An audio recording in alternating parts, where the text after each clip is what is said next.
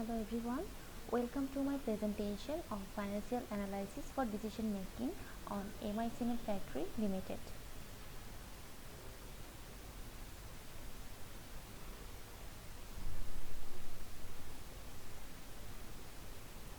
Here, first of all, I would like to discuss the history of MI Cement Factory. MI Cement Factory Limited, the parent company of Crown Cement Group, is the one of the leading manufacturers of cement in Bangladesh. MI Cement Factory started their journey on 31st December 1994. The company has been listed on Dhaka and Chittagong Bourses in 2012 through initial public offerings by using book building method in an effort to make a contribution to the development of the capital market. Crown Cement pound earned in cement export in 2003 and paved the way of earning hard-earned foreign currency.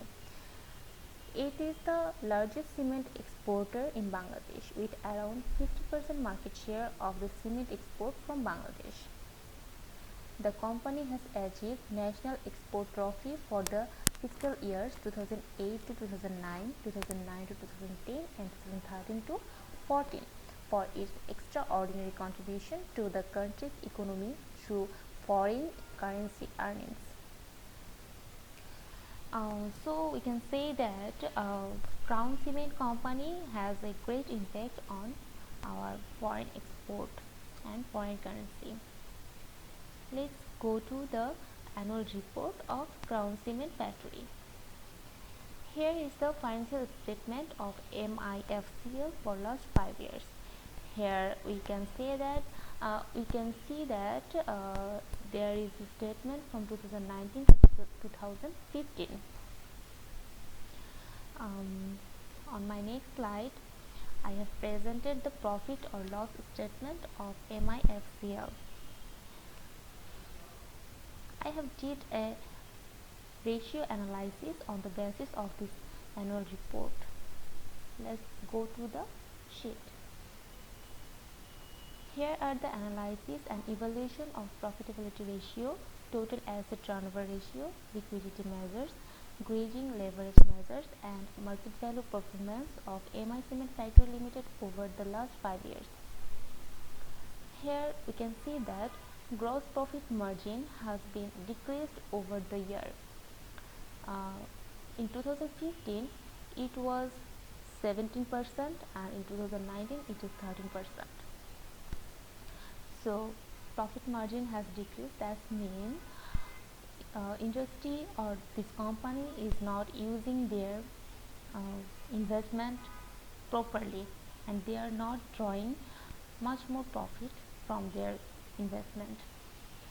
Operating profit margin is also decreased, net profit margin also decreased, return on equity also decreased, book value of equity this is also increased. Return on asset this is also decreased, earnings per share decreased. That means company is not utilizing their investment, their assets properly and company has a high liabilities. Next, efficiency measures. Here total asset turnover is increased. That means company company's assets turns into sales 0.88 times. So this is a good sign. Inventory turnover ratio also increased. That means company's inventory turns into sales in 13.09 times days in inventory. That means when a company purchases their inventory, how many days the inventory they stocked. So this company stocked the inventory in 28 days and purchased within this time. Next, account receivable turnover. That means how much time a company takes to collect their accounts receivable. This percentage also or this ratio also increased. That means company collected their accounts receivable very earlier. Average collection period. That means company collected their how many time a company takes to collect their accounts receivable.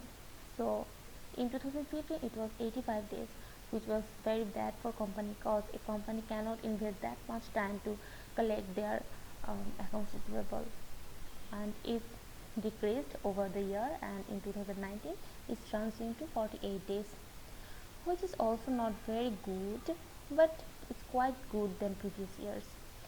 So in 48 days company collect their accounts receivable. On next it is liquidity measures, draining leverage measures, and the market value performance. You can see that these all measures are decreasing day by day. And in the market value performance, price to earning share, uh, this ratio increased. So we can say that the price of share more satisfactory of this company, and price to book ratio, this is one. We know that if the price of book ratio is 1 or more, this is good for a company, so we can say that this is quite good.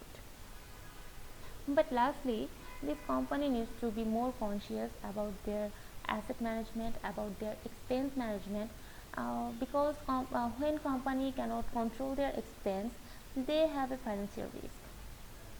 So this company needs to control their expense, needs to uh, control their liabilities on the basis of their assets, needs to increase their assets so that they can bear their liabilities, they can gather the ability to uh, cover their liabilities, and company also needs to be concerned about their company's internal management, price of share, everything. On my next slide, I have discussed I have compared the MI Cement company with Lafarge Cement, Bangladesh. So here is the sheet. This is a comprised profit. This is a comprised profit statement, profit and loss statement. So here revenue is 100% and gross profit is 13%, and LHBL's gross profit is 23%. Net profit after tax is 2% of MI Cement Factory, and LHBL company's net profit after tax is 7%. Earnings per share of MIFCL is 1.69, and it is 0.73% of Lafarge Holcim Bangladesh Limited. So overall, from overall discussion, we can say that Lafarge Holcim company's gross profit is more better than MIFCL, and its net profit is also good from MIFCL. So here is my presentation. Thank you.